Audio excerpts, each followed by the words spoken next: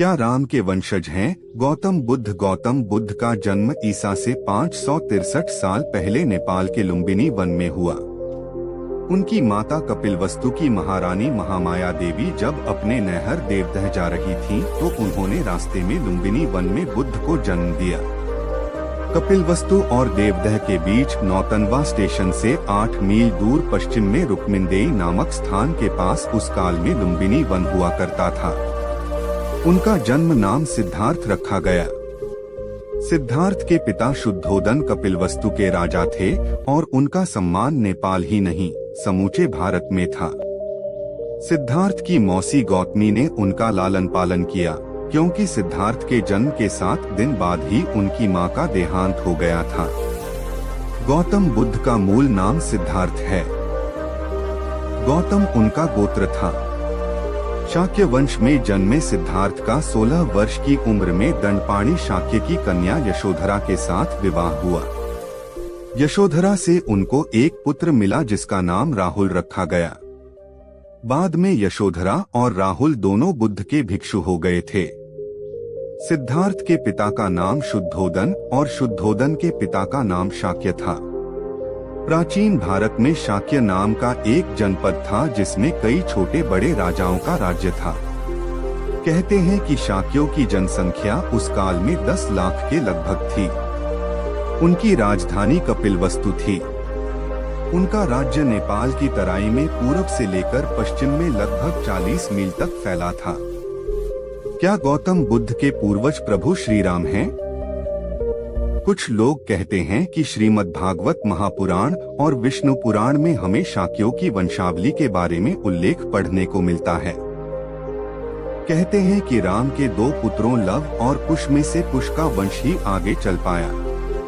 कुश के वंश में ही आगे चलकर शल्य हुए, जो कि कुश की 50वीं पीढ़ी में महाभारत काल में उपस्थित थे। इन्हीं शल्य की लगभग 25वीं पीढ़ी में ही गौतम बुद्ध हुए थे। इसका क्रम इस प्रकार बताया गया है। शल्य के बाद बहतक्षय, उरुक्षय, बत्सद्रोह, प्रतिव्योम, दिवाकर, सहदेव, ध्रुवाष्ट, भानुरथ, प्रतीताश्व, सुप्रतीप, मरुदेव, सुनक्षत्र, किन्राश्रव, अंतरिक्ष, सुषेण, सुमित्र, बृहद्रज, धर्म, कृतजय, व्रात, रणजय, संजय, शाक्य, शुद्धोधन और फिर सिद्धार्थ हुए, जो आगे चलकर गौतम बुद्ध कहलाए। इन्हीं सिद्धार्थ के पुत्र राहुल थे। राहुल को कहीं कहीं लांगल लिखा गया है। राहुल के बाद प्रसेनजित, शुद्रक, कुलक, सुरथ, सुमित्र हुए। इस तरह का उल्लेख शाक्यवंशी समाज की पुस्तकों में मिलता है।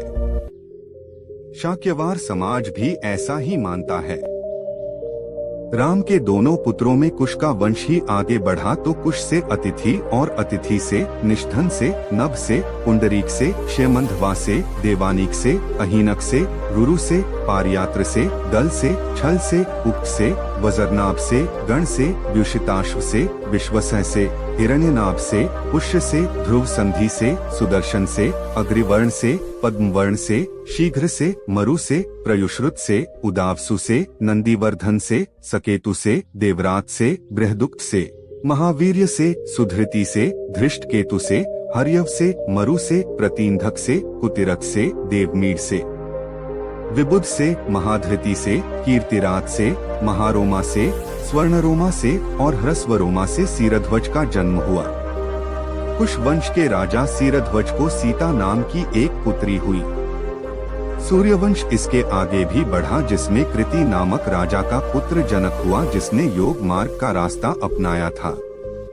कुश वंश से ही कुशवाह, मौर्य, सैनी, शाक्य संप्रदाय की स्थापना मानी जाती है।